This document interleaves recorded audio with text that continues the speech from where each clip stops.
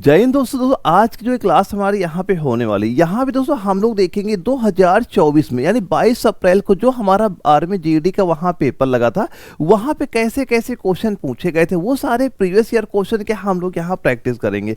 दोस्तों यकीन मान चलना जो यहाँ क्वेश्चन कराए जा रहे हैं आपका जब भी वहाँ पेपर लगेगा इससे क्वेश्चन जरूर आपको दिखेंगे, क्योंकि आपको भी पता होगा कि जो आपके रिपीटेड क्वेश्चन होते हैं ये बहुत ज़्यादा आपके एग्जाम में वहाँ पूछे जाते हैं। दोस्तों जैसा कि मैंने आपको बता ही रखा है कि जो मैं यहाँ पे 100 प्रैक्टिस सेट यहाँ पे कराऊंगा यानी वो वेरी इंपॉर्टेंट क्वेश्चन भी यहाँ पे कराऊंगा। पहले हम लोग वो देख लेते हैं कि जो हमारे प्रीवियस ईयर क्वेश्चन में पूछे गए यानी उनका लेवल क्या वहाँ पे था, आप स्कोर यहाँ पे कितने कर पा रहे हो। इसके बाद जितने भी इंपॉर्टेंट क्वेश्चन यहाँ से बन सकते वो सारे मैं आपको यहाँ पे कराऊंगा। तो दोस्तों ये जो डेली क्लास यहाँ पे होगी ये मान चला 6 बजे डेली अब लाइव क्लास रेगुलर आपकी यहाँ पे होगी। तो जब तक एग्जाम तक जो चीजें बताई जा रही सारे चीज अभी से ध्यान से देखते हुए चलना, क्योंकि बाद में क्या रहेगा इतनी चीजें आपके पास वहां पे हो जाएंगी तब बाद में आप कवर नहीं कर पाओगे। लेकिन अगर आप थोड़ी थोड़ी मेहनत भी अभी वहां पे साथ साथ करते चलोगे तो आपका जब पेपर लगेगा पूरा सिलेबस आपका कवर वहां पे हो जाएगा और आपके एग्जाम में क्वेश्चन भी वहां से देखने को मिल जाएंगे।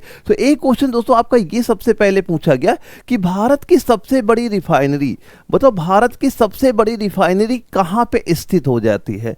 बताओ जामनगर होगी, पारादीप है, दिग्बोई है या आपका टटीपाका है। देखो यहाँ पे ऑप्शन सामने आपके दिख रहे हैं, वहां पे आप काउंट करना स्कोर कितना आपका वहां पे हो रहा है। जैसे मैं हर बार कह रहा हूं कि प्रेजेंट टाइम जो इस मंथ चल रहा है जनवरी महीना चल रहा है, अगर अभी आपने 35 क्वेश्चन तक सही कर पा रहे हो तो तैयारी आपकी सही चल रही है। लेकिन आपको टारगेट कम से कम नहीं तो 40 प्लस क्वेश्चन का लेके ही वहां पे चलना। पेपर इतना हार्ड नहीं आता, बस आपको ये पता होना चाहिए कि हमारे एग्जाम में कैसे कैसे क्वेश्चन वहां पूछे जा सकते हैं। बस वही तैयार करिए, आप पेपर में बैठेंगे पेपर में क्वेश्चन दिखेंगे। तो अगर ये क्वेश्चन आपसे पूछा गया तो आप क्या बताओगे राइट। देखो बच्चे कमेंट यहाँ काफी यहाँ पे कर रहे हैं। दोस्तों मैं सारे बच्चों कमेंट की रिप्लाई भी बाद में वहां पे कर दूंगा, फिलहाल हम लोग अपनी क्लास पे यहाँ फोकस करते हैं।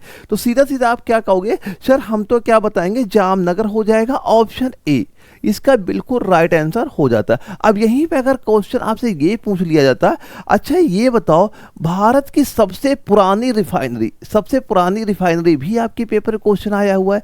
तो सबसे पुरानी रिफाइनरी का नाम अगर आपसे पूछा जाता तो आप क्या बताते, दिग्बोई का नाम आप यहाँ पे बता देते। अब ये दिग्बोई कहाँ पे बताते, ये आपका असम राज्य में हो जाता है। ठीक है, बड़ी पूछा गया जामनगर बताया, सबसे पहली रिफाइनरी पूछी जाती है हम दिग्बोई का नाम बताते और ये कहाँ पे असम राज्य में आपका स्थित वहां पे हो जाता है। अब दूसरी ये चीज आती है, अच्छा ये जो जामनगर यहाँ पे दिया जा रहा है इसकी स्थापना कब वहां पे हुई थी, अगर ये आपसे पूछ लिया था तो आप क्या बता देते वहां पे। तो आप बताओगे 1999 में इसकी स्थापना वहां पे हुई थी, जो सबसे बड़ा आपका पेट्रोकेमिकल हब आपका ये वहां पे बन चुका है। अगर उसे यहाँ पे ये बात कर ली जाए और दोस्तों ये केवल आपकी भारत की ही नहीं विश्व की भी सबसे बड़ी रिफाइनरी हो जाती है। अगर ये भी क्वेश्चन पूछा जाता है कि विश्व की सबसे बड़ी रिफाइनरी, तब भी हम इसका नाम यहाँ पे जामनगर ही बताते। अगर इसकी क्षमता दोस्तों बात की जाए, इसकी क्षमता आखिर है कितनी, तो क्षमता सीधा बताओगे 1.2 मिलियन क्या बताओगे यहाँ पे, मिलियन बैरल प्रतिदिन, ये इसकी क्षमता वहां पे आ जाती है। यानी इतने मिलियन बैरल आपका एक दिन में ये रिफाइनरी तेल वहां पे निकालता है। तो ये सारी चीजें याद करनी, ये आपको दोस्तों वेरी इंपॉर्टेंट, बहुत बार एग्जाम में क्वेश्चन पूछा गया कि सबसे पहली पुरानी रिफाइनरी कौन सी हो जाएगी, दिग्बोई का नाम याद जरूर करना। एग्जाम में क्वेश्चन कई बार आपका पूछा गया है। अच्छा ये बताओ ये आपका COP28 सम्मेलन कहाँ पे आयोजित आपका हुआ था, यूएई बताओगे, यूएस बताओगे, यूके बताओगे या रसिया रूस बताओगे। दोस्तों ये आपके होते करंट अफेयर क्वेश्चन। जैसा कि आपको पता है कि जो आपका 15 क्वेश्चन जीके का आता है उसमें 3 क्वेश्चन करंट अफेयर के भी वहां पे पूछे जाते हैं। तो ये तो दोस्तों आपका मान लो पहले क्वेश्चन है, मैं फिलहाल दिखाना चाह रहा हूं कि आपके 3 क्वेश्चन करंट अफेयर के भी आते हैं और उनका लेवल क्या रहता है आपके सामने खुद ही यहाँ पे दिख जाता है। तो फिलहाल इसका सीधा सीधा राइट आंसर आप यहाँ पे बता दीजिएगा, ये हो जाएगा यूएई हो जाएगा दोस्तों, ऑप्शन ए इसका राइट आंसर यहाँ पे हो जाता है। अगर यहाँ डेट की बात कर ले जाता तो ये दोस्तों आपका कहां पे हुआ था, यूएई में दुबई में हुआ था। कहां पे हुआ था आप बताओगे, दुबई शहर में आपका ये वहां पे हुआ था। कब हुआ था, ये आपका 30 नवंबर से 12 दिसंबर 2023 में दोस्तों ये आपका वहां पे आयोजित किया गया था। और ये आपका सबसे बड़ा जलवायु सम्मेलन था और जिसमें टोटल 198 देशों ने क्या लिया था, इसमें आपका भाग वहां पे लिया था।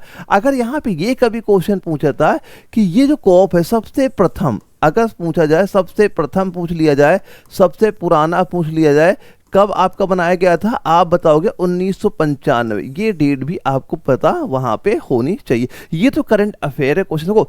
करंट अफेयर में आपको कम से कम जो आपके स्पोर्ट होते हैं, आपका अवार्ड हो गया, ये आप तैयार अच्छे से वहां पे करिएगा। इसके बाद जो आपके राज्य के सीएम हो गए या जो वहां के राज्यपाल हो गए, ये तैयार करना, क्योंकि जितनी बार भी अब ऑनलाइन एग्जाम आपके आर्मी के हो रहे हैं, एक राज्यपाल हो गए, एक मुख्यमंत्री हो गए, ये एक क्वेश्चन फिक्स है आपके पेपर में आएगा तो आएगा। तो ये क्वेश्चन जो फिक्स वहां पे हो गया है, इस पे पकड़ बना लेना कि ये क्वेश्चन हमारा गलती से भी वहां पे छूटे ना। और काउंट करते चलना स्कोर कितना आपका यहाँ पे हो रहा है।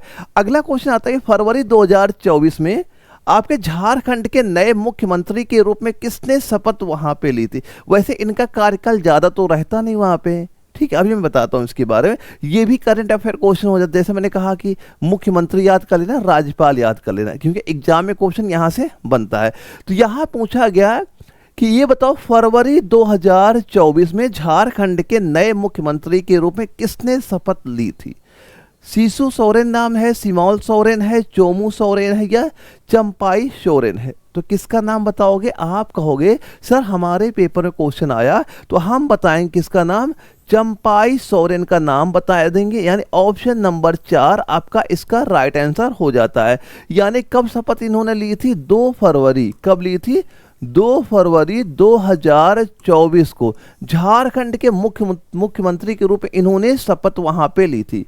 क्या लिखा है, 24 लिखा हुआ है। झारखंड के मुख्यमंत्री के रूप में इन्होंने शपथ ली, लेकिन इनका कार्यकाल था ज्यादा नहीं हुआ, क्योंकि बाद में क्या हो गया, जो आपके हेमंत थे, एक नाम और याद कर लेना यहाँ पे, हेमंत। बाद में क्या बताओगे, हेमंत सोरेन।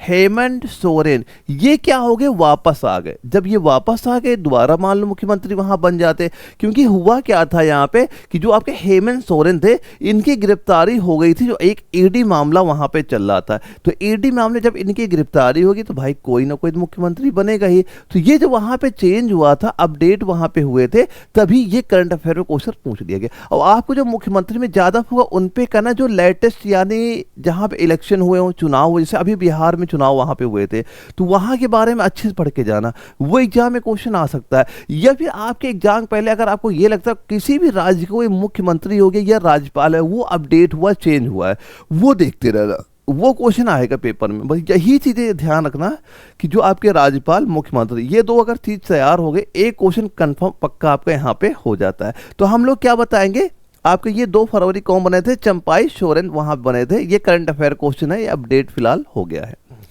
अगला क्वेश्चन ये आया था, गौतम बुद्ध ने जो आपका कुशीनगर में महापरिनिर्वाण प्राप्त किया। अब ये बताओ कुशीनगर ये कहाँ पे स्थित है, कौन से राज्य में आपका स्थित है, उत्तर प्रदेश, महाराष्ट्र, बिहार, नेपाल। तो आप क्या बताओगे सर, हम तो बताएंगे, हमारे पेपर में क्वेश्चन आया तो उत्तर प्रदेश का नाम बताएंगे। ऑप्शन नंबर ए पे हम टिक वहां पे लगाएंगे। क्वेश्चन रिपीट होगा, ये चीज ध्यान रखना, उसी हिसाब से आपको ऐसी वहां पे तैयारी करते हुए चलना है। तो देखो यहाँ पे क्वेश्चन ये बनता है कि ये बताओ जो कुशीनगर है इसकी स्थापना कौन से काल में वहां पे होती, ये भी क्वेश्चन आया। काल अगर पूछा जाता है तो आप यहाँ सीधा क्या बताओगे, किसका काल था, बौद्ध काल में कुशीनगर इसका स्थापना वहां पे हुई थी। अब ये क्वेश्चन अगर पूछा गया कि जो गौतम बुद्ध को महानिर्वाण जो ये प्राप्त हुआ, आखिर कब प्राप्त हुआ था, तो क्या बताओ यहाँ पे 683 ईसा पूर्व, ये याद कर लेना, ये इनको महापरिनिर्वाण वहां पे प्राप्त हुआ था। ये डेट भी आपके एग्जाम में क्वेश्चन पूछा था, वर्ष का नाम भी आपसे पूछ लिया जाता है। आप देखते रहो क्या लेवल है क्वेश्चन का, तो ये आपको पता होगा। इसके बाद जो मैथ आता है, रीजनिंग आता है, बिल्कुल नॉर्मल आती है। अभी मैं सारे क्वेश्चन भी आपको वहां पे दिखाऊंगा। पहले आप ये काउंट करता है स्कोर कितना हो रहा है। मैंने आपको बताया कि आगे कम से कम 35 क्वेश्चन तक अगर आपके सही हो पा रहे, तैयारी सही चल रही, बस कंटिन्यू बनाए रखिएगा। इसके बाद अगला क्वेश्चन हम लोग देखेंगे, यहाँ पे क्या पूछा जा रहा है, भारत में राष्ट्रीय सेना दिवस कब आपका ये मनाया जाता है? दोस्तों यहाँ से और भी कई सारे क्वेश्चन पूछे जा सकते हैं। आखिर ये जो सेना दिवस मनाया जाता है किसकी याद में वहाँ पे मनाया जाता है, ये भी आपसे पूछ सकता है। तो पहले हम बताएंगे भारत में राष्ट्रीय सेना दिवस कब मनाया जाता है। चार ऑप्शन क्या है, 12 दिसंबर, 15 जनवरी, 12 नवंबर और 15 जुलाई। तो अगर हमारे पेपर में क्वेश्चन आए हम क्या बताएंगे, 15 जनवरी। ऑप्शन नंबर आपका बी इसका बिल्कुल राइट आंसर यहाँ पे कर दिया हमने। अब देखो यहाँ पे एक नाम याद कर लेना, वो उनकी याद में ये आपका मनाया जाता है। तो नाम क्या बताओगे यहाँ पे, सीधा नाम याद रखिएगा किसका, फील्ड मार्शल। क्या नाम लिखोगे यहाँ पे, नाम लिखेंगे हम यहाँ पे फील्ड मार्शल के एम करियप्पा। करियप्पा क्या बताएं, करियप्पा। ये क्या हुआ था, ये कमांडर इन चीफ बनने की याद में आपका हर साल के 15 जनवरी को सेना दिवस आपका यहाँ पे मनाया जाता है। अब अगर क्वेश्चन ये पूछ लिया जाए कि ये जो सेना दिवस मनाने की स्थापना ये कब से मनाया जाता है, तो अगर इसकी स्थापना अगर आपसे पूछ लिया जाता है तो यहाँ पे क्या बताओगे, ये हो जाएगा आपका सीधा 1949 ईस्वी से यहाँ पे मनाया जाता है। अब करंट अफेयर में क्या क्वेश्चन आपसे पूछा जा सकता है कि 2025 जो अभी 2025 पिछला बीता हुआ वहां पे, अगर यहां पे ये पूछा जाता, इसकी थीम पूछ लेता, इसकी थीम बताओ क्या हो जाता है। तो थीम यहां पे दोस्तों क्या बताओगे, थीम हो जाएगा सेवा, सेवा सुरक्षा, सेवा सुरक्षा, और यहां पे क्या लिखोगे, समृद्धि, समृद्धि। ये आपका एसएससी के एग्जाम में कई बार क्वेश्चन वहां पूछा गया। अभी जो 15 जनवरी 2026 की जो थीम होगी उसको भी याद करके जाना वहां पे, क्योंकि इसकी जो थीम होती पेपर क्वेश्चन ये आते हैं। तो किसकी याद में मनाया था ये पता होना, कब से मनाया जा रहा है ये पता होना चाहिए, और थीम याद कर लेना। करंट अफेयर से क्वेश्चन यहां से आपका बनता है। अब ये बताओ 2011 की जनगणना के अनुसार निम्नलिखित में से किस राज्य की जनसंख्या, देखो यहाँ पे एक क्वेश्चन आता है जनसंख्या से आता है, एक आता है कि क्षेत्रफल में बता दो कौन सा राज्य सबसे ज्यादा। तो उसके लिए आपको इनकी जनसंख्या पता वहां पे होनी चाहिए। वैसे ये तो सभी को पता ही होगा कि पूरे भारत में कौन सा राज्य ऐसा है जिसकी जनसंख्या सबसे ज्यादा है। तो आप क्या बताओगे, उत्तर प्रदेश का नाम हमें याद होना चाहिए।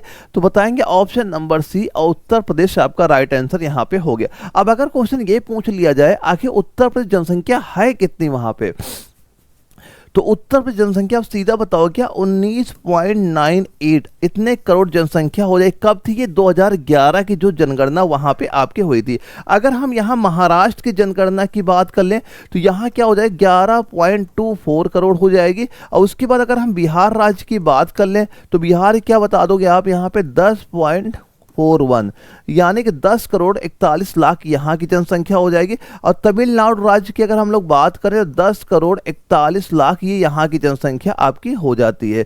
तो ये चीज तमिलनाडु की कम है, यहाँ पे तमिलनाडु की याद लिखना, 7 करोड़ कितनी हो जाएगी, 7 करोड़ 21 लाख क्या हो जाएगी, 7 करोड़ 21 लाख कहाँ की हो जाएगी, तमिलनाडु की आपकी हो जाती है। तो ये आपका पूरा डाटा वहां पता होना चाहिए। अब अगर क्वेश्चन ये भी आपसे पूछ लिया जाए, अच्छा उत्तर प्रदेश का सबसे बड़ा शहर का नाम बता दो, उत्तर प्रदेश का सबसे बड़ा शहर अगर आपसे पूछा जाता है तो किसका नाम बताओगे, याद रखना लखनऊ का नाम आपको यहाँ पता होना चाहिए। अब एक क्वेश्चन ये पूछा जाता है कि उत्तर प्रदेश में कुल लोकसभा सीटें, ये भी पेपर क्वेश्चन आया है, लोकसभा सीटों की संख्या कितनी हो जाएगी, आप क्या कहोगे, 80 सीटें यहाँ पे आपकी हो जाती है। अब अगर क्वेश्चन ये आपसे पूछता है वहां पे कि 2011 के अनुसार निम्नलिखित में से कौन सा राज्य आपके क्षेत्रफल की दृष्टि से सबसे बड़ा है, तो क्षेत्रफल के हिसाब से अगर हमसे पूछा जाता तो हम किसका नाम बताते, हम सीधा सीधा राजस्थान का नाम वहां पे बता देते। किस राज्य का नाम बताएंगे, राजस्थान का नाम आपको पता वहां पे होना चाहिए।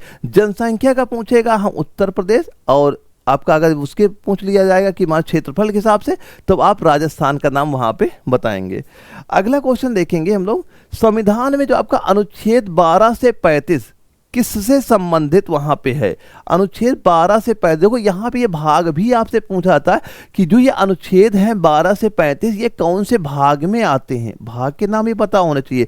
पहला ऑप्शन था पंचायती राज, दूसरा नागरिकता, तीसरा मौलिक कर्तव्य और चौथा अधिकार। देखो ये मौलिक कर्तव्य भी आपका इंपॉर्टेंट यहाँ पे हो जाता है पेपर, मौलिक कर्तव्य का अनुच्छेद आपसे पूछा जाता है, कई बार पूछा गया, इसका भी पता होना चाहिए। तो फिलहाल हम लोग राइट आंसर क्या बता देंगे, इसका हो जाएगा मौलिक अधिकार, ऑप्शन 4 आपका राइट आंसर हो जाता। अब देखो ये तो हमें पता हो गया, 12 से 35 क्या बताया गया है, मौलिक अधिकार बताए गए हैं, ये हमें पता हो गया। अब ये अगर पूछा गया ये अनुच्छेद आपके संविधान के कौन से भाग में आते हैं, अगर भाग का नाम आपसे पूछा जाता है तो कौन सा भाग बताओगे, तीसरा भाग यहाँ पे आपका हो जाता है। अभी क्वेश्चन ये आता है कि जो आपके मौलिक अधिकार हैं इसका सबसे बड़ा आपका पूछेगा, सबसे बड़ा आपका संरक्षण अनुच्छेद कौन सा है, सीधा क्वेश्चन पूछेगा सबसे बड़ा संरक्षण अनुच्छेद बता दो। तो अनुच्छेद क्या बताते हैं यहाँ पे, अनुच्छेद हो जाएगा आपका आर्टिकल नंबर हो जाएगा 32, अनुच्छेद क्या हो जाएगा 32 आपका यहाँ पे हो जाएगा। इंपॉर्टेंट ये भी क्वेश्चन आ जाएगा, सीधा पूछेगा मौलिक अधिकार का सबसे बड़ा संरक्षण अनुच्छेद निम्नलिखित में से कौन सा है, किसका बताओगे, अनुच्छेद 32 का नाम आपको पता होना चाहिए। अब अगर क्वेश्चन आपसे ये पूछ लिया गया, ये भी नोट कर लेना, जो आपके मौलिक कर्तव्य हैं, अभी मैंने बताया इंपॉर्टेंट है, मौलिक कर्तव्य ये संविधान ने कौन से अनुच्छेद के अंदर बताए वहां पे गए हैं, तो ये इंपॉर्टेंट है नोट करना। तो मौलिक कर्तव्य अगर हमसे पूछा था तो अनुच्छेद 51A का नाम हमें पता होना चाहिए। क्या बताएंगे, अनुच्छेद 51A। इसमें क्या मौलिक कर्तव्य के बारे में आपको डिटेल से वहां पे दी गई है, इसमें कई सारे संविधान संशोधन भी वहां पे हुए हैं, वो चीजें भी पता होनी चाहिए। आगे कोई क्वेश्चन अगर मौलिक कर्तव्य का आएगा मैं पूरा डिटेल से आपको वहां पे बताऊंगा। फिलहाल ये चीजें आप तैयार करिए। बताओ कोलार स्वर्ण खदान कहाँ पे स्थित है, जो कि फिलहाल अब प्रेजेंट टाइम पे बंद हो गई वहां पे, लेकिन पूछा गया है कोलार स्वर्ण खदान कहाँ है, मध्य प्रदेश, आंध्र प्रदेश या तमिलनाडु या कर्नाटक। तो क्या बताओगे राइट आंसर इसका, सीधा सीधा आप बताओगे यहाँ पे क्या, कर्नाटक राज्य। क्या हमने बता दिया, कर्नाटक। ऑप्शन 4 में हम यहाँ पे टिक करके यहाँ पे आ जाएंगे। यानी कोलार स्वर्ण खदान ये कर्नाटक के कोलार जिले में स्थित है, जो सबसे पुरानी स्वर्ण खदान भी आपकी वहां पे हो जाती है। अब अगर बात की जाए ये खदान की जो स्थापना है, कब स्थापना की गई थी, आप कहोगे ये 1880 में इसकी स्थापना वहां पे हुई थी। अब ये बंद कब हो गई वहां पे, ये बंद वहां पे कब कर दी गई, आप बताओगे 2001 में इसे बंद वहां पे कर दिया गया था। अगर ये क्वेश्चन पूछा था कि खदान का सबसे बड़ा मालिक कौन सा वहां पे था इस खदान का, तो आप किसका नाम बताते, आप सीधा बताएंगे भारत गोल्ड। किसका नाम बताते, भारत गोल्ड माइंस लिमिटेड। ये क्या हो जाएगा, इसका सबसे बड़ा मालिक वहां पे था, यानी इसको पूरा काम वहां पे दिया था इस खदान से सोना निकालने का। तो ये कुछ बेसिक चीजें हैं, ये पता होना चाहिए। फिलहाल इसमें यही क्वेश्चन आपका ज्यादा पूछा जाता है कि ये बताओ कोलार स्वर्ण खदान कहाँ पे स्थित है, ये कई बार क्वेश्चन आया भी है और अच्छे से आपको तैयार भी वहां पे करना है। अगले क्वेश्चन की हम लोग बात करते हैं, भारत के उपराष्ट्रपति कौन है प्रेजेंट टाइम पे, दो बताइए, नजमा हेपतुल्ला है, हामिद अंसारी है, जगदीप धनखड़ है या रामनाथ कोविंद है। रामनाथ कोविंद बताओ। 22 अप्रैल 2024 जो शिफ्ट नंबर 1 था वहां पे सीधा सीधा क्वेश्चन पूछा गया था, और जिन बच्चों ने वहां पे राइट किसका किया था, जगदीप धनखड़ का किया था, वो आपका ऑप्शन 3 यहाँ पे राइट आंसर यहाँ पे हो गया था। क्या हो गया था, अब ये उपराष्ट्रपति कब यहाँ बने थे, आप कहोगे 2022 में ये भारत के उपराष्ट्रपति बने थे। अब ये बताओ जगदीप धनखड़ कौन से राज्य के जन्म इनका हुआ था, ये हो जाएंगे राजस्थान। कहाँ बता दोगे, राजस्थान में इनका वहां पे जन्म हुआ था। अब अगर क्वेश्चन ये पूछा जाए कि सब यानी प्रथम राष्ट्रपति का नाम अगर आपसे पूछ लिया जाए, यानी कि सबसे पुराना उपराष्ट्रपति अगर पूछा जाए, देखो किसका हम लोग बात करेंगे यहाँ पे,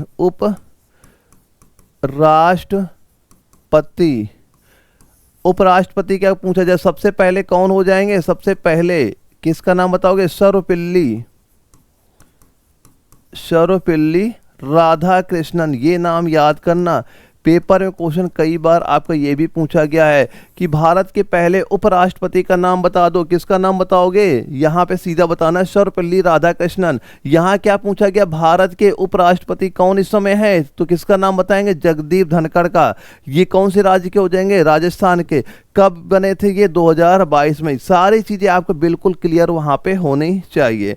अगला क्वेश्चन हम लोग देखते हैं, ये बताओ द्रोणाचार्य पुरस्कार किसे वहां पे दिया जाता है, खेल संपादक को, अंपायर को, कोच को या खिलाड़ी को। देखो यहाँ भी ये भी क्वेश्चन आता है कि पुरस्कार जो दिया जा रहा है ये कौन से वर्ष से वहां पे दिया आपका जाता है, ये भी पेपर में क्वेश्चन आता है। तो यहाँ फिलहाल पूछा गया है द्रोणाचार्य पुरस्कार किसे दिया जाता है, तो हम क्या बताएंगे, अगर पेपर में क्वेश्चन आया आपको सीधा बताना है कोच को, यानी जो खिलाड़ी का कोच होगा, जो उसे प्रशिक्षण शिक्षित करता है, भाई खिलाना सिखाता है, उसको ये पुरस्कार वहां पे दिया जाता है। तो क्या बता दोगे, कोच को दिया जाएगा, हम कहेंगे ऑप्शन नंबर 3 इसका बिल्कुल राइट आंसर यहाँ पे हो जाता है। अब ये पुरस्कार कौन से वर्ष से वहां पे दिया जाता है, यानी इस पुरस्कार की अगर स्थापना आपसे पूछ ली जाए तो क्या बताओगे, 1985 आप यहाँ पे नाम याद करिएगा। और कितनी राशि यहाँ पे दी जाती है, तो क्या बताओगे, 15 लाख रुपए यहाँ पे आपके दिए जाते हैं। अब पहला अगर पूछा जाए किसको वहां पे दिया गया था, तो किसको दिया गया था, वो दिया गया था, नाम याद करना, OM नाम्बियार को, किसको, OM नाम्बियार को दिया गया था। कब दिया गया था ये, इनको 1985 में ही वहां दिया गया था। तो अगर पूछा जाए पहला द्रोणाचार्य पुरस्कार किसको दिया गया था, OM नाम्बियार का नाम आपको पता वहां पे होना चाहिए। अगला क्वेश्चन हम लोग देखते हैं क्या है, हमसे पूछा जा रहा है हिंदी भाषा के लिए साहित्य अकादमी पुरस्कार किसे दिया गया। देखो ये सारे थोड़ा करंट अफेयर में क्वेश्चन वहाँ पे बनते हैं, वहाँ तभी मैंने कहा करंट अफेयर में फोकस जरूर करना। 3 क्वेश्चन फिक्स हैं करंट अफेयर के आपके पेपर में वहाँ पे आएंगे। तो बताओ हिंदी भाषा के लिए साहित्य अकादमी पुरस्कार किसे दिया गया, नीलम शरण गौर को, या फिर सदिका नवाब शहर को, संजीव को, या प्रीतम को।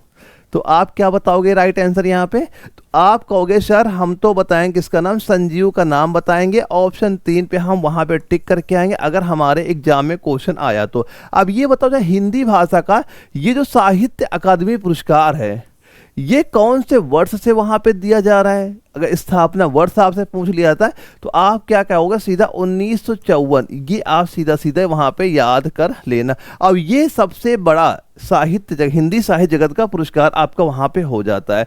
तो कब से दिया जाता है, 1954 ईस्वी से दिया जा रहा है, ये चीज आपको पता होना चाहिए।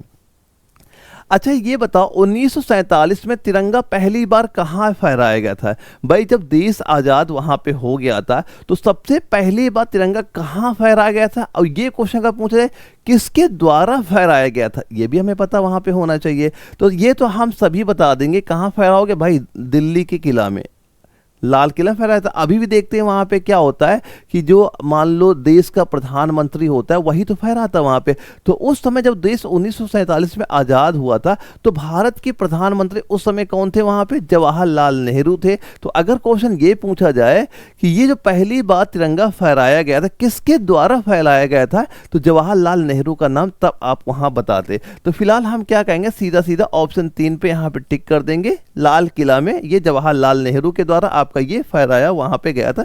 सीधा सीधा कब फहराया गया था, पूरी डेट क्या हो जाएगी तो पता ही होगा आपके, 15 अगस्त 1947 को जवाहरलाल नेहरू के द्वारा पहला झंडारोहण वहां पे आपका किया गया था।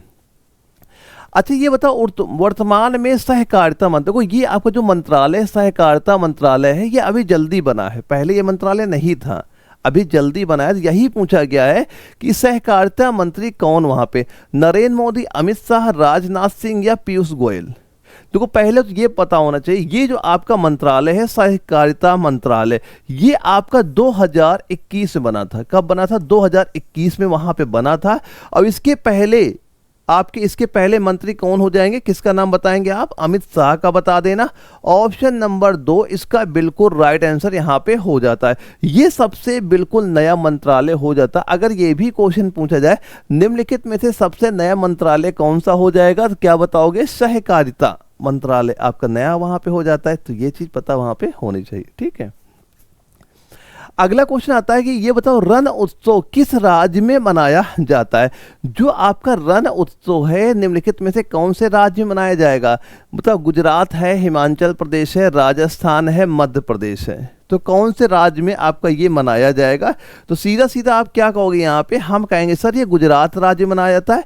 ऑप्शन 1 आपका बिल्कुल राइट आंसर यहाँ पे हो जाता है। अब ये जो रण उत्सव है कौन से वर्ष से मनाया जाना शुरुआत हुई थी, अगर वर्ष पूछा जाए कब से मनाया जाने लगा है? तो आप क्या कहोगे, ये बताओगे आप 2005 से ये आपका मनाया वहां पे जाता है। अब इसकी अवधि अगर पूछा जाए सबसे बड़ा उत्सव अवधि क्या हो जाएगा, आप कहोगे 3 से लेके 4 मंथ, 3 से लेके 4 मंथ इसकी अवधि वहां पे आपकी हो जाती है।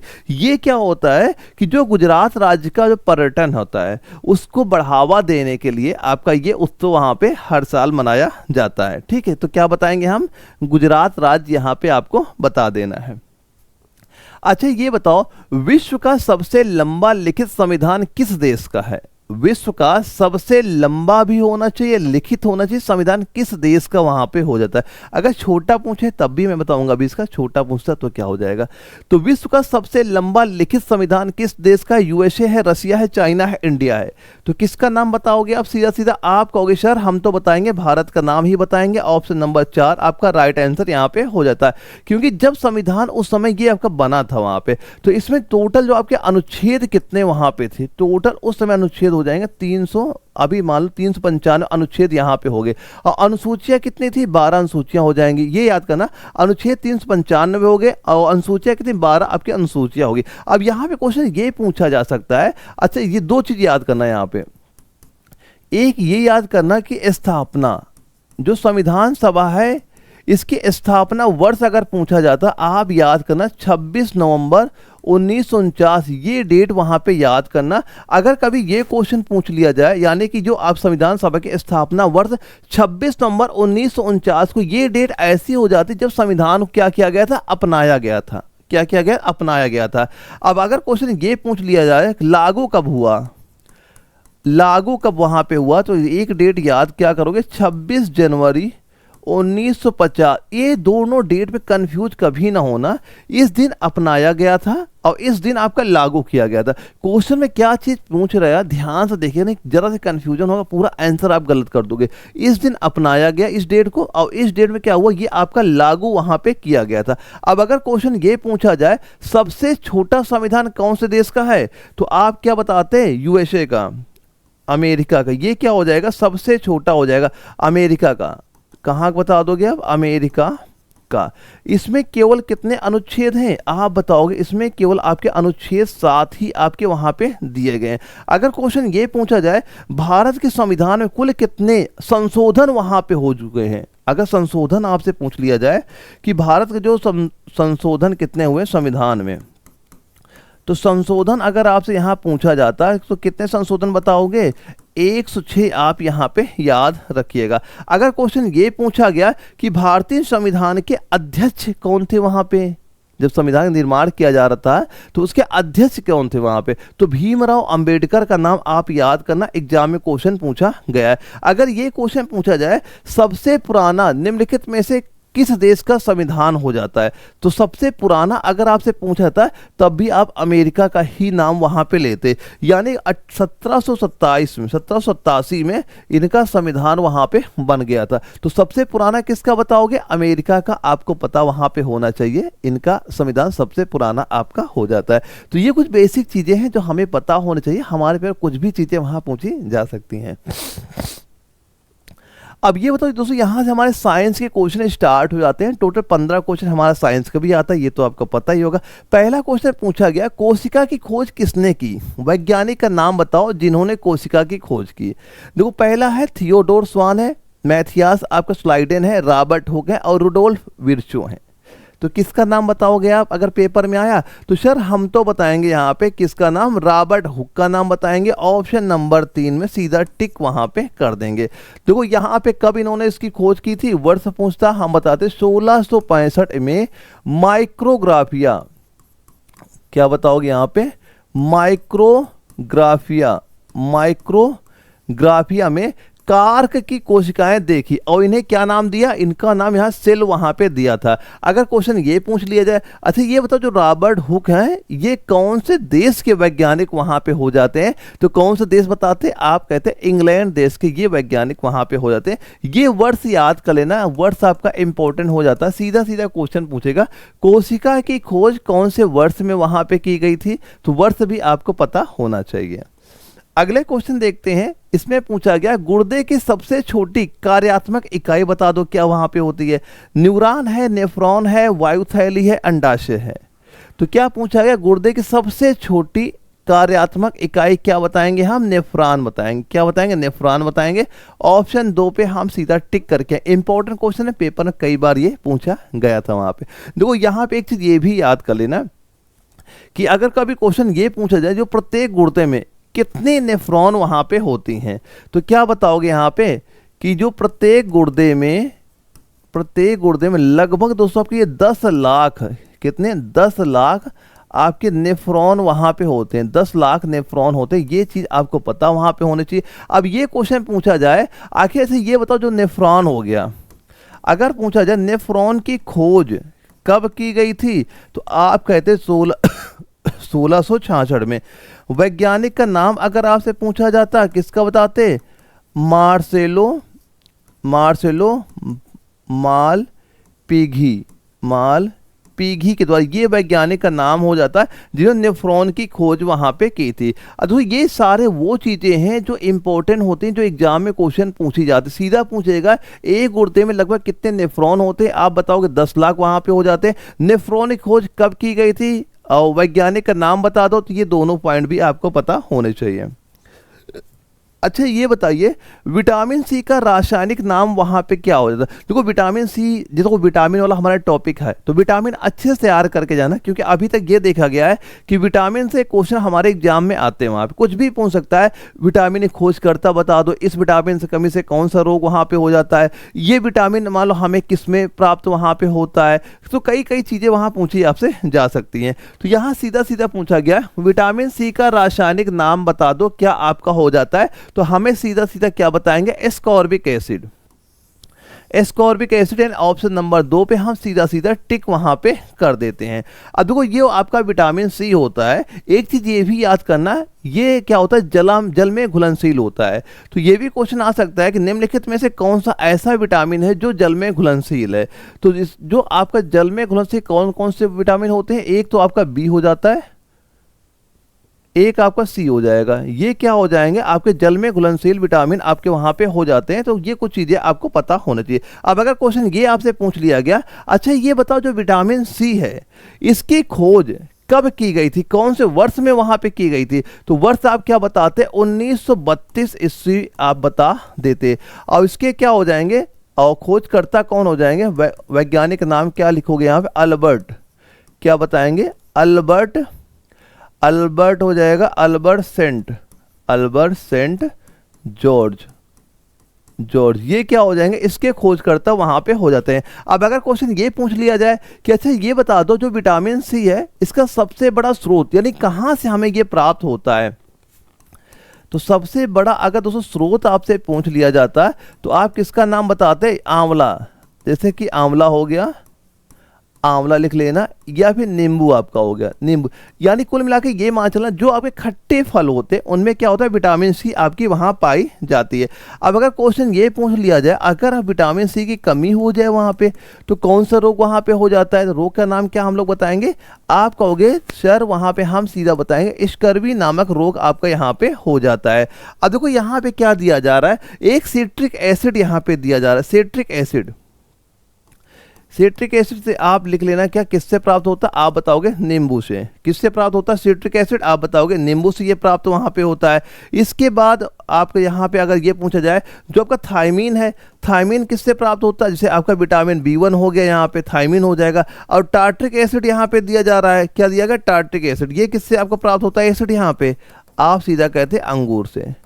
सीधा क्वेश्चन पूछेगा जो टार्ट्रिक एसिड है किससे मिलता है? अंगूर से हम बता सकते हैं वहां पे। या जो आपका सेंट्रिक एसिड है किससे संबंधित हो जाता है? आप बताते हैं नींबू से। क्योंकि कुछ भी आपसे घुमा फिरा के वहां पूछी जा सकती है। फिलहाल आप ये याद कर लेना वैज्ञानिक का नाम अल्बर्ट सेंट जॉर्ज भी आपको पता वहां पे होना चाहिए। अच्छा ये बताओ वहां पे DPT वैक्सीन किस रोग से बचाने के लिए वहां पे दी जाती है? आपका DPT वैक्सीन है किस रोग से बचाने के लिए वहां पे दी जाती है? और ये ऑप्शन हमारे पेपर में दिए गए थे जब ये 22 अप्रैल 2024 को शिफ्ट नंबर 1 में पेपर हमारा पूछा गया था। तो हम सीधा क्या बताएंगे? जो आपका DPT का वैक्सीन यहाँ पे होता है ये आपका डिप्टीरिया और पर्टोसिस और टिटनेस के लिए वहां पे दिया जाता है। तो क्या बताओगे? सीधा ऑप्शन नंबर 4 आपका राइट आंसर यहाँ पे हो जाता है। यानी ये मान चलो जो आपकी काली खांसी हो गया या टिटनेस हो गया कि ये दिक्कत किसी को ना हो, इसी के लिए क्या होता है आपका ये डीपीटी का वैक्सीन वहां पे आपकी लगाई जाए। किसके लिए? काली खांसी और टिटनेस से बचाव के लिए आपका ये वैक्सीन वहां पे दी जाती है। अब देखो क्वेश्चन अगर ये पूछ लिया गया आपसे, अच्छा ये भी बता दो जो डीपीटी वैक्सीन है इसकी खोज कौन से दशक में वहां पे हुई थी, कब इसकी खोज की गई थी? तो आप बताओगे 1940 में इसकी खोज वहां पे की गई थी। आपने देखा होगा जो बच्चों की वहां वैक्सीन लगती है वहां पे, तो इसका भी टीका, इसकी भी वैक्सीन वहां पे लगाई जाती है। तो बच्चों को क्या होता है, पहली वैक्सीन देखो बच्चा जब 6 महीने का होगा तब लगती है, वो 6 सप्ताह का होता है। इसके बाद जो वो 10 सप्ताह का हो जाएगा, फिर जो 14 सप्ताह का होता है, तो ये वैक्सीन वहां पे उसको लगाई जाती है। अगर कितना डोज वहां पे लगता है ये पूछा जाता है, तो 0.5 ml ये एक वैक्सीन का डोज वहां पे आपका हो जाता है। तो जो बच्चों में वैक्सीन लगती है, जो बच्चा 6 महीने, वो 6 सप्ताह का होगा, फिर 10 सप्ताह का, फिर 14 सप्ताह का होता है, तो ये वैक्सीन वहां पे उनको दी जाती है। तो ये सीधा सीधा आपको पता वहां पे होना चाहिए। अच्छा ये बताओ पत्तियों का जो हरा रंग है किसके कारण होता है? बिल्कुल बेसिक सवाल है और सभी को पता वहां पे होना चाहिए। तो ग्लूकोज है, नाइट्रोजन है, क्लोरोफिल है, ऑक्सीजन है। तो आप क्या कहोगे? क्लोरोफिल पे आपको टिक करना है। इंपॉर्टेंट क्वेश्चन, इसका एक रासायनिक सूत्र भी आता है क्लोरोफिल का, बताइए रासायनिक सूत्र वहां पे क्या होता है? तो हम क्या बताएं, क्लोरोफिल आपको फिलहाल बताना है। ऑप्शन नंबर 3 इसका राइट आंसर यहाँ पे हो जाता है। अगर ये क्वेश्चन पूछा था क्लोरोफिल की खोज कौन से वर्ष में वहां पे हुई थी, कब जाना गया भाई क्लोरोफिल है पत्तियों वहां पे इसके जिसके कण का रंग हरा रंग वहां पे होता है, तो आप क्या बताओगे? 1817 ईस्वी में। कब? 1817 ईस्वी में आपको ये पता वहां पे होना चाहिए। अब क्लोरोफिल का रासायनिक सूत्र पूछा जाता है, तो क्या बताओगे? यहाँ पे इसका C55 हो जाएगा, और H आपका 72, O आपका 5 और N आपका 4, mg ये क्या हो जाएगा? ये हो जाएगा क्लोरोफिल का सूत्र वहां पे हो जाता है। तो दोस्तों जो क्लोरोफिल होता है ना, ये सबसे महत्वपूर्ण पिगमेंट भी आपका वहां पे हो जाता है। तो अगर क्वेश्चन पूछा गया जो पत्तियों का हरा रंग होता है किसके द्वारा होता है? क्लोरोफिल के द्वारा होता है। क्लोरोफिल की खोज कब की गई? इसका आणविक अणुसूत्र आपको पता होना चाहिए, आपके पेपर में क्वेश्चन पूछा जा सकता है। अब अगर हम लोग अगले क्वेश्चन को देखते हैं क्या पूछा जा रहा है, ये बताओ गति की मूल इकाई क्या होती है? गति बराबर क्या होता है? दूरी बटे समय। गति स्पीड क्या होती है? दूरी बटे समय। तो क्या हो जाएगा? दूरी का मीटर से समय का सेकंड, मीटर पर सेकंड हम सीधा सीधा बता देंगे, मीटर पर सेकंड। ऑप्शन नंबर 4 इसका बिल्कुल राइट आंसर हो जाएगा। क्या बताओगे? Option number 4। तो यहाँ क्वेश्चन ये पूछा जा सकता है, तो गति का फार्मूला आपसे पूछ लिया जाता है, तो V बराबर क्या बताओगे? S बटे T, ये इसका फार्मूला हो गया। अगर ये क्वेश्चन पूछा जाए इसका सबसे पुराना गति अध्ययन किसके द्वारा वहां बताया गया था, तो वैज्ञानिक का नाम क्या बताओगे? यहाँ पे गैलीलियो, ये वैज्ञानिक का नाम यहाँ पे आपको पता होना चाहिए। अब एक चीज ये बताना कि गति जो होती कैसी राशि है, सदिश राशि है, अदिश राशि? पेपर क्वेश्चन पूछता है, तो गति क्या हो जाएगा? गति क्या बताओगे? ये कैसी राशि हो जाएगी? आप सीधा सीधा कहोगे ये आपकी सदिश राशि वहां पे हो जाती है। ये आपका इंपॉर्टेंट है, सीधा सीधा पेपर में क्वेश्चन पूछेगा।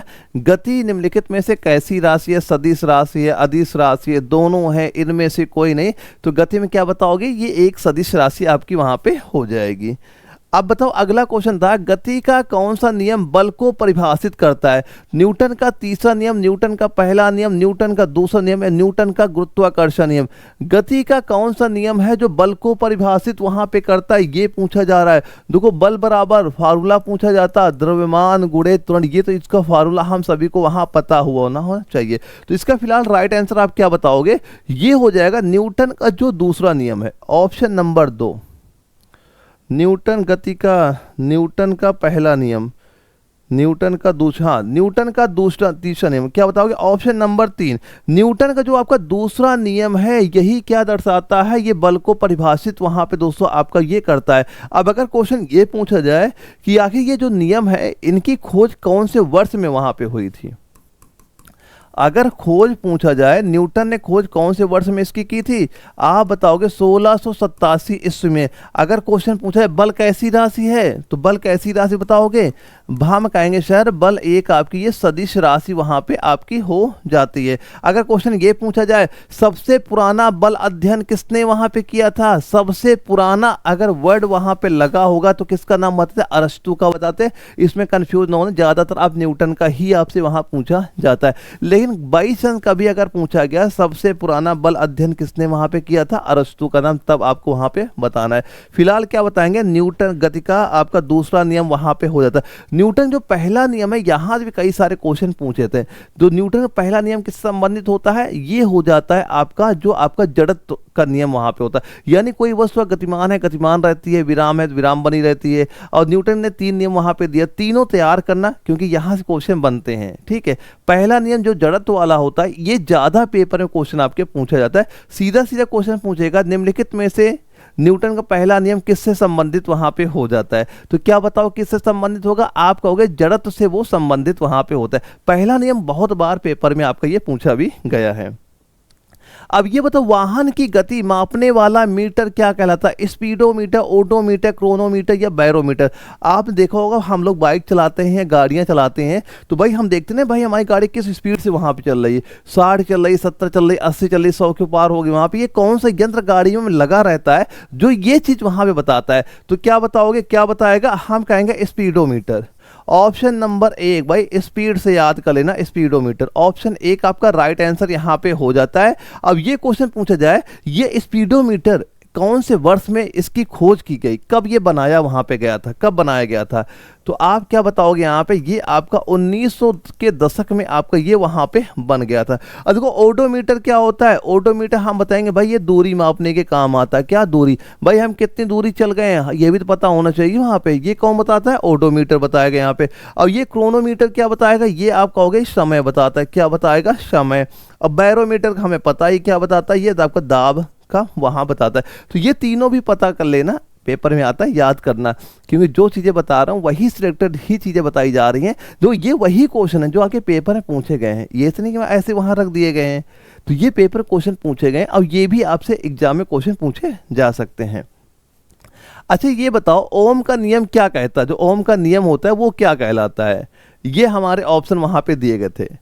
जो बच्चे को 2024 में पेपर वहां पे आर्मी का दिया होगा उनको खुद ही क्लियर वहां पे होगा कि ऐसा क्वेश्चन पेपर में वहां पे हमारे पूछा गया था। और वहां पे जो इसकी जो फाइनल कट ऑफ वहां पे गई थी, तो जिन बच्चों ने वहां पे उस समय टोटल फिजिकल का और आपका जो पेपर का, जिनका आप ये मान, जो बच्चे 175 नंबर जिनके सही थे उनका सिलेक्शन फाइनल मेरिट लिस्ट में वहां पे हो गया था। लेकिन जो अगर फिजिकल की बात कर लें तो जिन बच्चों ने यह 33-34 क्वेश्चन सही कर आए थे पेपर में, वो सारे बच्चे रनिंग में वहां पे क्वालिफाई हो गए थे, रनिंग के लिए वहां पे सारे बुला लिए गए थे। तो ये बताओ ओम का नियम क्या कहता है, तो पहले बताओ ओम का नियम का फार्मूला क्या हो जाएगा। आप कहोगे भाई देखो अब इसे होता है कि ओ वी बराबर आपका क्या हो जाता है, आई आर यहाँ पे हो जाता है।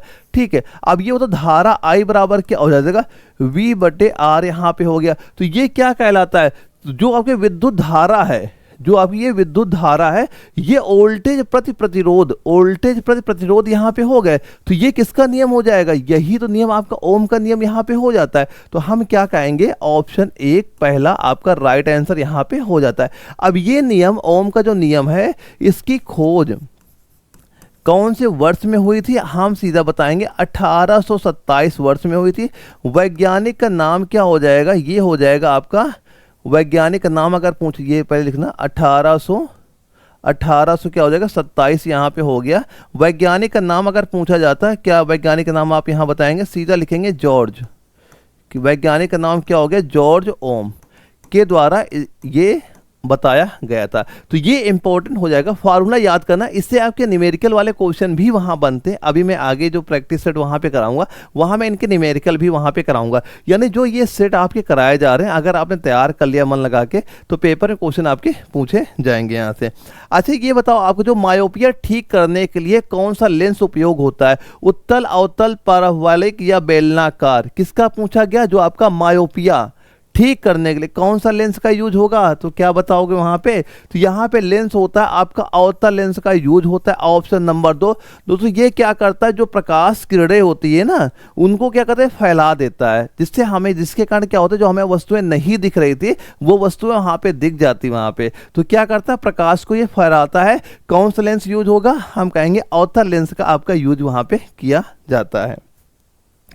अब ये बताओ, जो CaO का रासायनिक नाम बता दो, यहाँ पे क्या हो जाएगा।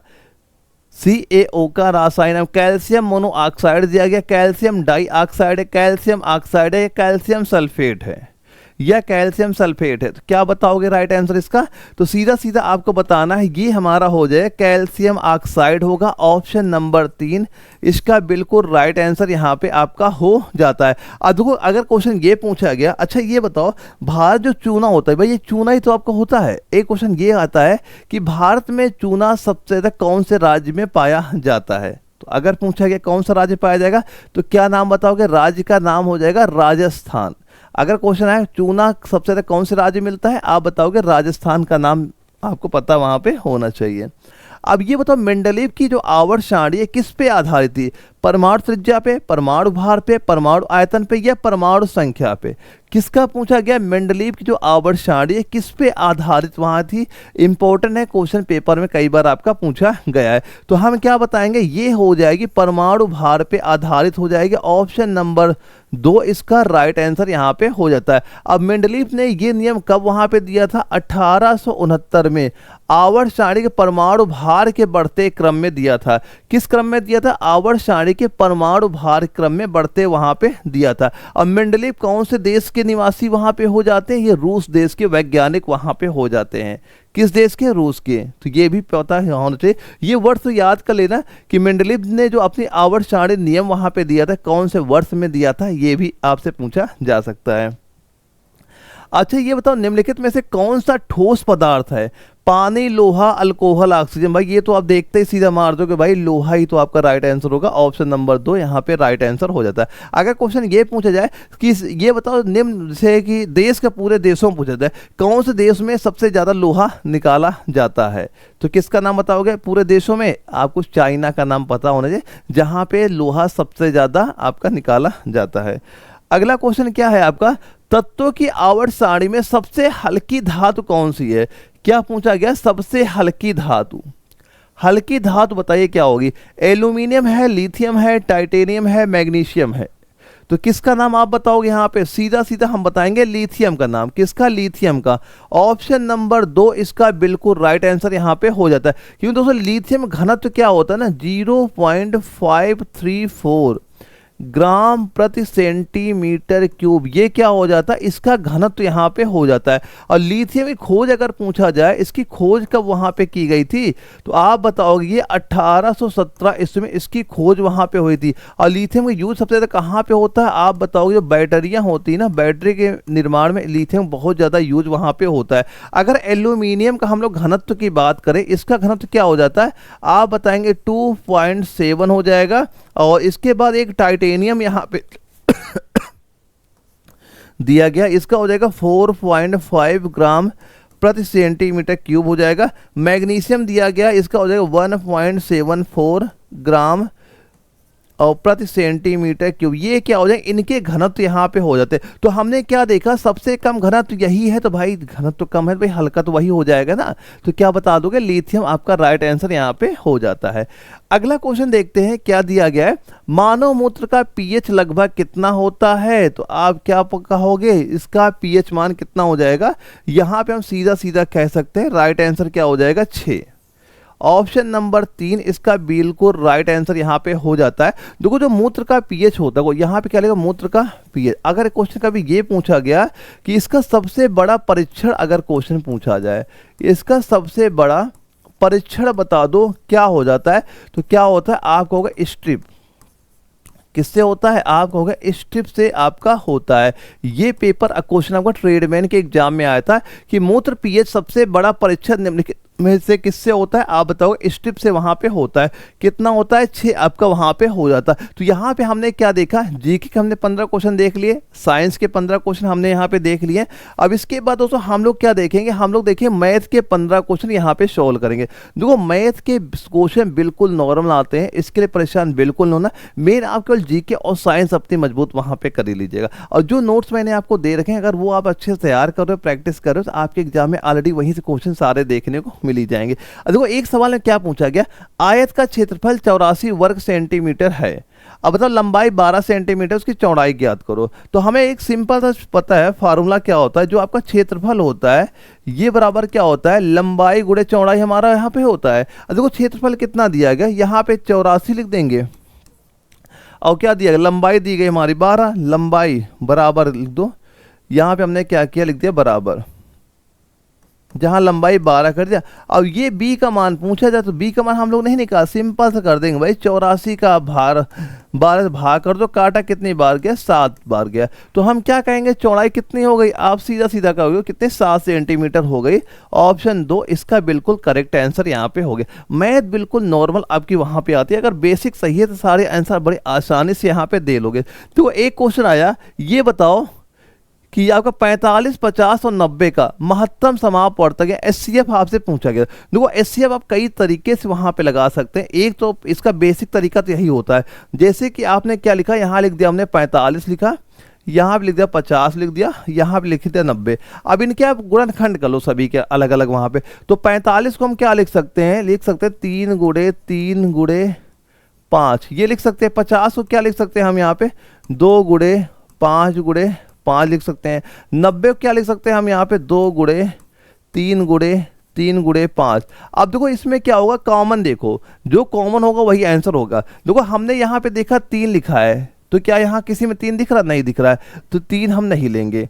इसके बाद 3 फिर छूट गए यहाँ पे। अब देखो 5 हम देखा यहाँ दिख रहा है, 5 यहाँ दिख रहा है, 5 यहाँ दिख रहा है, तो एक 5 हमने क्या कर लिया, यहाँ बाहर कर लिया, ठीक है। अब देखो 2 यहाँ पे है, लेकिन 2 इसमें नहीं है, वहाँ पे 2 हम नहीं लेंगे, 2 भी हमारे छूट गए यहाँ पे। 5 हमने एक ऑलरेडी ले ही लिया, 5 यहाँ केवल एक है यहाँ पे, जो दूसरा 5 वो भी हम नहीं लेंगे, क्योंकि जो सब में कॉमन वहाँ पे तीनों केवल हमें 5 ही कॉमन मिला है। तो हम ये कह सकते हैं इसका जो एचसीएफ क्या हो गया हमारा महत्तम समापवर्तक 5 आपका राइट आंसर हो गया। तो सीधा सीधा आप क्या कह दोगे, ऑप्शन आपका डी जो लास्ट वाला 4 आपका राइट आंसर हो गया। अब एक देखो एक तरीका और होता है इसका निकालने का, वो क्या होता है, जैसे यहाँ संख्या लिखी 1 है, 45 है, यहाँ 50 है, एक है 90। एक क्या होता है, इनका अंतर ले लो। देखो हमने अंतर लिया, 50 और 90 का डिफरेंस कितना हुआ, आप कहोगे यहाँ पे 40 हो गया, ठीक। अब आगे संख्या जो 45 है ये यहाँ पे लिखी रहेगी ऐसी। अब इनके बीच का डिफरेंस ले लो, यहाँ कितना अंतर आया, 5 आएगा। देखो तब तक आपको अंतर लिख लेना है वहाँ पे जब तक सबसे छोटी संख्या वहाँ पे आपकी ना हो जाए। तो अंतर क्या बचा हमारा, 5 यहाँ भी बचा, तो तब भी हम सीधा सीधा ऑप्शन नंबर 4 इसका राइट आंसर यहाँ पे मार सकते थे। तो ये दोनों तरीके होते हैं, ये तो बिल्कुल बेसिक तरीका जो हम लोग पढ़ते ऑलरेडी वहाँ से आ ही रहे हैं वहाँ पे। अब अगला क्वेश्चन देखते हैं क्या पूछा जा रहा है हमसे, ये बताओ सबसे छोटी 3 अंकों की संख्या क्या हो गई। तो सबसे छोटी क्या हो जाएगी भाई आपकी, यही तो सबसे छोटी संख्या होगी। अब कोई 3 अंकों इससे कम संख्या आप लिख के दो, हाँ बता दो वहां पे। अगर यहाँ पे ये तो होगी छोटी, यानी क्या होगी 100, ऑप्शन 1 हमारा राइट आंसर। अगर यहाँ पूछा जाता है कि 3 अंकों की सबसे बड़ी संख्या, तो हम जहाँ पे बड़ी संख्या पूछा था हम क्या करते 3 बार 9 लिख दो, ये हमारी बड़ी संख्या हो गई, ये हमारी सबसे छोटी संख्या आपकी यहाँ पे हो गई, ठीक है। तो ऐसे क्वेश्चन आपके एग्जाम में आते हैं, मैथ बिल्कुल नॉर्मल आते हैं, उसके लिए परेशान आपको बिल्कुल नहीं होना है। बस जो चीज़ें बता रहा हूँ सारी ध्यान से आप देखते हुए चलिएगा। अब ये बताओ यहाँ पे, यदि 5 लोग एक कार्य को 10 दिन में पूरा करते हैं, एक व्यक्ति उसी कार्य को कितने दिन में पूरा करेगा। क्या दिया गया यहाँ पे, दो 5 व्यक्ति हैं, एक कार्य को 10 दिन में करते हैं। भाई एक व्यक्ति होगा, ज़्यादा समय लेगा वहाँ पे, जाहिर सी बात है। तो एक व्यक्ति उसी कार्य को कितने दिन में करेगा, 10 गुणे हम 5 कर देंगे, कितना मान आ गया 50 दिन में। अगर कोई अकेला व्यक्ति वही काम करेगा, कितना टाइम लेगा, कितने दिन का लेगा, 50 दिन का लेगा। आप कहोगे ऑप्शन नंबर 2 में, हम तो वहाँ टिक मार के आ जाएंगे सीधा सीधा।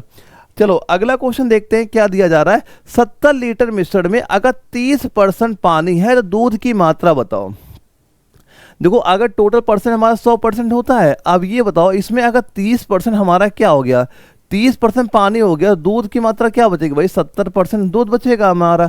अब इसी 70 लीटर का, आपको बस इसी 70 लीटर का 70% वहां पे निकाल लो, जो दूध की मात्रा वहां पे हो गई। 0 0 आपने काट दिया, 7 गुणे 7 कर दिया, कितना आ गया आपने कहा 49, 49 आपका हो गया। तो आपने क्या कहा, सीधा सीधा 49 लीटर। ऑप्शन नंबर 2 हमारा राइट आंसर यहाँ पे हो गया। ये क्वेश्चन ध्यान से देखते हुए चलना, मैथ की स्क्रीनशॉट भी आप वहां पे ले लीजिएगा। इसकी पीडीएफ में जो आपका एप्लीकेशन आने वाला है, वहां में इसकी पीडीएफ भी वहां पे अपलोड करा दूंगा, वहां ये पीडीएफ भी आपको वहां पे देखने को मिल जाएगी। अगला क्वेश्चन क्या है, कौन संख्या 10 से विभाजित होगी। बस 10 से विभाजित होने का फार्मूला क्या होता है, किसी संख्या के अगर इकाई का अंक 0 है तो वो संख्या पूरी क्या हो जाएगी, 10 से विभाज्य हो जाएगी। तो इसमें क्या केवल इसी के बाहर लास्ट में 0 है, तो हम कहेंगे जो आपका ऑप्शन नंबर 3 है ये आपका 10 से विभाज्य हो जाएगा। इकाई का अंक अगर 0 है तो 10 से आपकी विभाज्य हो जाती है वहां पे। तो ये चीजें आपके पेपर में क्वेश्चन पूछे गए थे। अब एक क्वेश्चन आया, 27/21 को सरलतम भिन्न में लिखो। क्या लिखा है, यहाँ लिखा 27 लिखा है, यहाँ पे 21 लिखा है। 3 से काटा 3 9 27 हुआ, 3 से काटा 3 7 21 हो गया। सरलतम क्या हो गया, 9/7। देखो सरलतम रूप वो रूप होता है वहां पे जिससे कम, अब उसे हम डिवाइड नहीं करते। अब ये किसी भी संख्या से आपकी नहीं कट सकती वहां पे, तो आप सीधा सीधा क्या बताओगे, 9/7 आपका ऑप्शन नंबर 2 यहाँ पे राइट आंसर यहाँ पे हो जाए। क्या बताओगे, 9/7 आपका राइट आंसर यहाँ पे हो जाएगा। ऑप्शन नंबर 2 आपका राइट आंसर हो गया। देखो एक वन लाइनर क्वेश्चन है, ये क्वेश्चन आप केवल देख के उनके आंसर वहां पे मार दोगे, ऐसे नॉर्मल क्वेश्चन वहां पे आए थे पेपर में। अब ये बताओ कौन संख्या को 3 गुना करने के बाद 1 जोड़ने पर 10 प्राप्त वहां पे हो जाता है। दो क्या सवाल दिया गया, हमने माना कि हमने मान लिया कि यहाँ लिखा हमने माना संख्या हमारी क्या होगी, हमने मान लिया जो संख्या थी हमारी ये आपकी x यहाँ पे संख्या होगी। अब सवाल में क्या दिया गया, कौन सी संख्या को 3 गुना करने पे, अब हमने माना जो संख्या हमने x माना था इसको अगर 3 गुना हम यहाँ पे कर दें, 3 गुना करने के बाद 1 जोड़ने पे, इसमें अगर 1 जोड़ दें हमें क्या मिलता है, 10 प्राप्त होता है। तो ये बताओ उस x का मान हमें केवल पूछा गया यहाँ पे, तो ये बताओ 3x बराबर क्या यहाँ पे हो गया, 10 माइनस 1 करोगे, इसका मान आपका 9 यहाँ पे हो गया। x बराबर क्या हो गया, 9/3 किया, कितनी बार गया, 3 बार यहाँ पे आपका चला गया। तो वो x का मान कितना निकला, 3 निकला, वही आपका राइट आंसर हो गया। तो हम क्या कहेंगे, पहला ऑप्शन आपका राइट आंसर हो गया। यहाँ पे क्या बताओगे, ऑप्शन 1 आपका राइट आंसर हो गया। अब ये बताओ यदि आपका x + 4 = 8 दिया जा रहा है तो x², ये क्वेश्चन मार्क हमसे पूछा गया, यहाँ बताओ कौन संख्या आपकी आएगी। दो पहले तो यहाँ पे आ जाओ, अगर यहाँ पे x + 4 बराबर ये हमें 8 दिया गया है, x बराबर क्या हो जाएगा, ये 4 माइनस करोगे 4 यहाँ पे आ गया, ठीक है। ये तो हमारा x का मान निकाल लिया। अब पूछा क्या जा रहा है हमसे, देखो क्या पूछा गया है, x² और प्लस ये जो क्वेश्चन मार्क जगह हमारा बताओ कौन संख्या यहाँ पे आएगी। तो x का मान अगर आप यहाँ पे रख दोगे 4, तो 4 का वर्ग कितना हो गया, आप कहोगे 16, यहाँ पे हुआ 16 प्लस ये क्वेश्चन मार्क बराबर 24। तो ये क्वेश्चन मार्क बराबर क्या हो जाएगा आपका, 24 माइनस का आप 16 कर दोगे, इसे घटाया कितना हो गया, 8 आपका यहाँ पे हो गया। तो सीधा सीधा आपने क्या कहा, राइट आंसर क्या हो गया इसका, ऑप्शन नंबर 2 8 हमारा राइट आंसर यहाँ पे हो गया। बस सवाल में क्या चीज दी जा रही है, बस वही आपको देख के सवाल के आंसर वहां पे आपको सारे देने हैं। अब ये बताओ एक वस्तु को अगर 960 रुपए में बेचने में 20% का लाभ होता है तो उसका क्रय मूल्य बताओ क्या होगा। देखो हमें पता है हमेशा क्रय मूल्य क्या होता है, 100% आपका होता है। अब इसमें अगर आपने 20% का लाभ ले लिया था, तो यानी एक 20% लाभ लिया, कितने का बेचा हमने, 120 का बेचा था वहां पे। अब यही 120% बराबर कितना आपका दिया गया, 960 आपका दिया जा रहा है। अब हमें इसका मान पूछा जाएगा तो 100% का मान क्या हो जाएगा। तो अगर 120% बराबर 960 के है तो आप बताओ 100 बराबर कितना हो जाएगा। तो हम बताएंगे 100% बराबर क्या हो जाएगा, 960 बटे 120 करोगे और गुणे आप यहाँ पे 100 कर दो, ये 100 का मान यहाँ पे निकल आएगा। इसे 0 0 काट गया, ये आपका 8 बार गया, 8 गुणे 100 हमने किया, 800 रुपये यहाँ पे निकल के आ गया। तो उसका क्रय मूल्य कितना यहाँ पे हो जाएगा, आप सीधा सीधा कहोगे क्रय मूल्य तो हमारा हो गया 800 हो गया।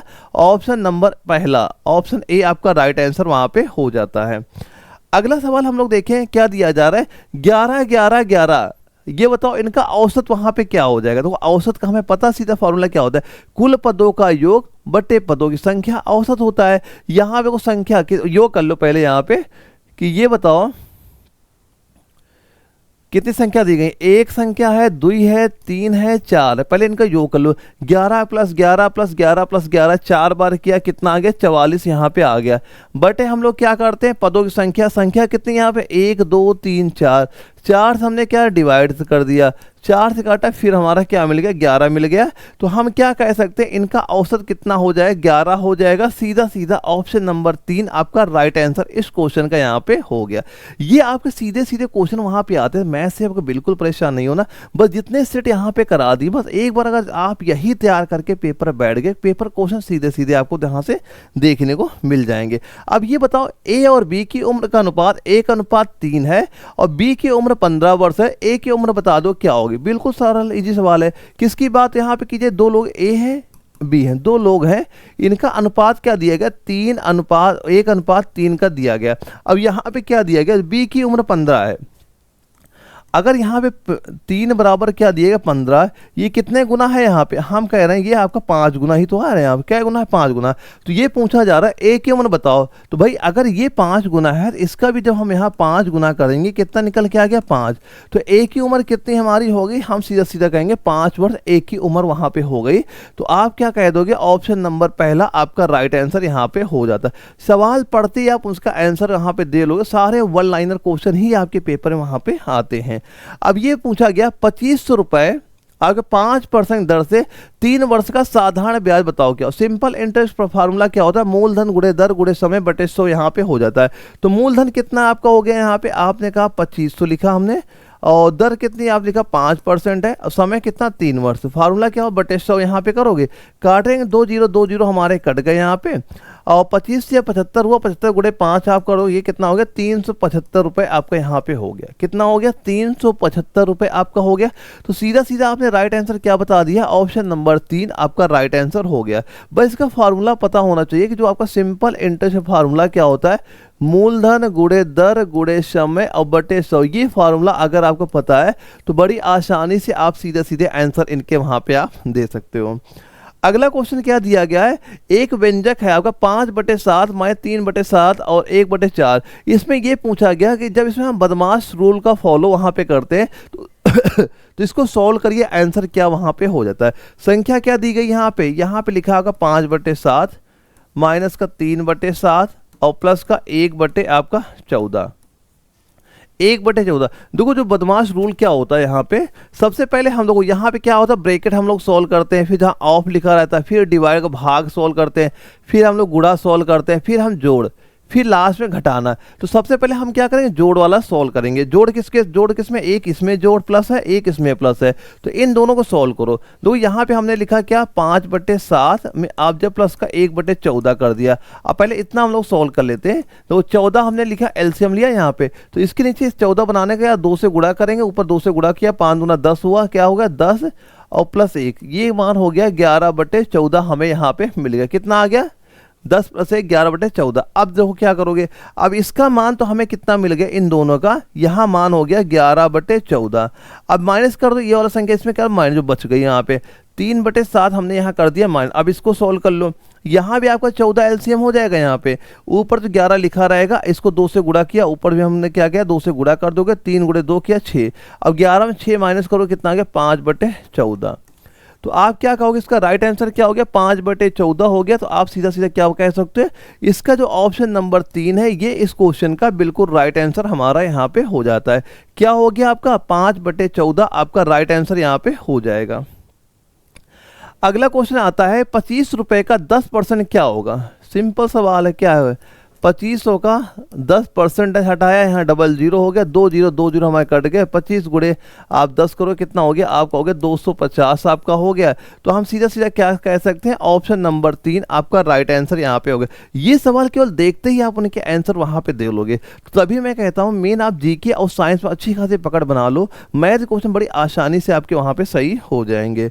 अब अगला सवाल हम लोग देखते हैं क्या पूछा जा रहा है। यहाँ रीजनिंग के 5 क्वेश्चन आपके आते हैं। देखो इसमें पहला क्या दिया, जैसे आपने देखा होगा कि जो हम डिक्शनरी खरीदते हैं वहाँ पे, तो उसमें देखा होगा कई सारे मीनिंगें वहाँ पड़ी रहती हैं, लेकिन वही अगर हमें किसी मीनिंग अगर ढूंढनी हो वहाँ पे, तो अगर ऐसी वहाँ पे हो जाए कभी आप ढूंढ ही नहीं पाओगे, तो वहाँ पे एक सीरीज आपकी चलाई जाती है। तो वही चीज़ यहाँ पे दिया गया कि जो आपका शब्दकोश के हिसाब से क्रम में बताओ। दो पहले हम लोग क्या करेंगे, पहले हम पहला वर्ड चेक करो, मतलब ABCD आती है, पहले A आता है, फिर B आता है, फिर C आता है। उसमें बताओ सबसे पहले क्या है, सब में FF लिखा है, तो भाई F तो हमें चेक ही नहीं करेंगे, तो ए आ जाओ, इसमें सभी में ए दिया भाई, होबे में पता सबसे पहले ए आता है।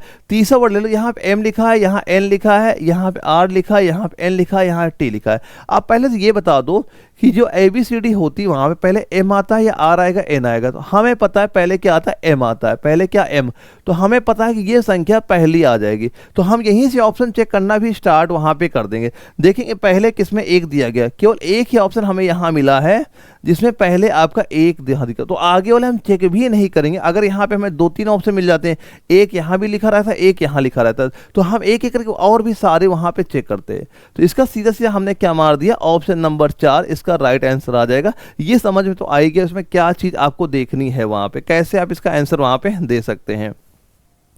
अगला क्वेश्चन क्या दिया गया, एक सीरीज आपको वहां पे दी गई, 7 है, 21 है, 35 है, क्वेश्चन मार्क 63। अब हमें ये बताना है क्वेश्चन मार्क की जगह यहाँ पे कौन सी संख्या आपकी आ जाएगी।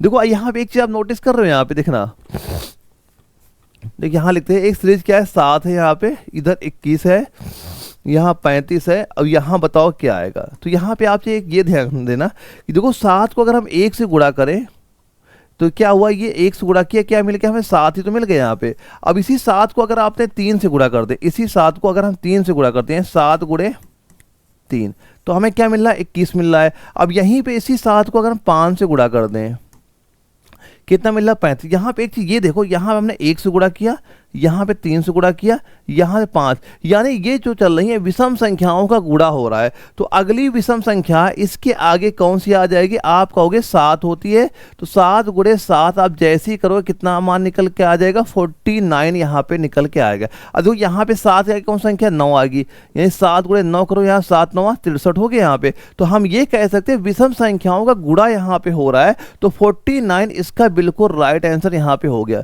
क्या आपका चल रहा है वहां पे, विषम संख्याओं का गुणा आपका वहां पे चल रहा है, तो आपका right answer option number D यहाँ पे हमारा हो जाता है। अब देखो एक सवाल यहाँ पे आ जाओ, क्या सीरीज यहाँ पे दी गई, एक श्रृंखला आपकी लिखी है यहाँ पे जेड, इधर x है, यहाँ पे इधर u है, यहाँ p है। अब ये बताओ यहाँ पे क्या आएगी, यहाँ पे ये बताओ यहाँ पे क्या आ जाएगी। देखो हम अगर z से x में आए हैं तो हम यहाँ क्या देख रहे हैं, -2, 2 संख्या हम पीछे वहाँ पे जा रहे हैं।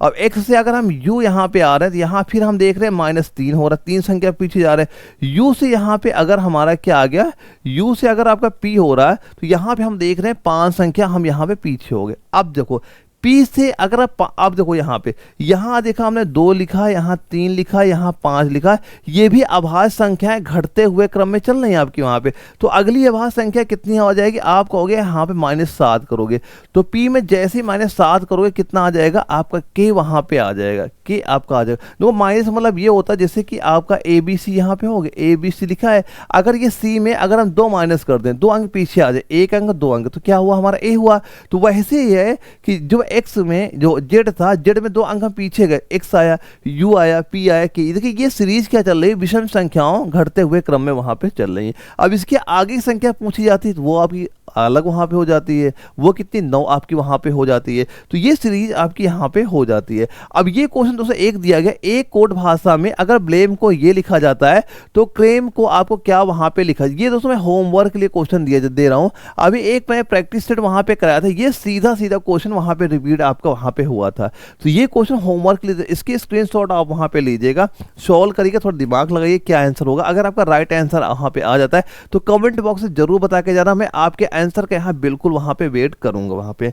अगला क्वेश्चन देखते हैं क्या दिया गया यहाँ पे। 28 व्यक्तियों की पंक्ति में राहुल अंत से अगर 50वां है तो ये बताओ शुरू से उसकी स्थिति वहां पे क्या हो जाती है।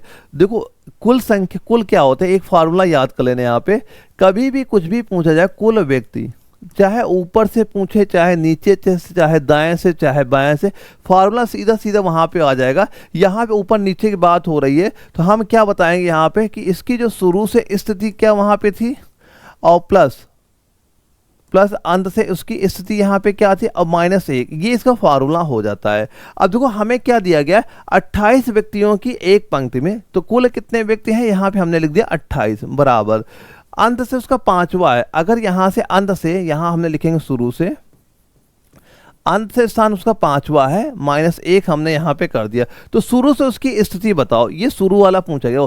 5 में 1 जैसे कम के, ये आपका 4 यहाँ पे हो गया, ये 4 इसमें माइनस कर दो, तो 28 4 करो कितना आ जाएगा, आप कह दोगे 24।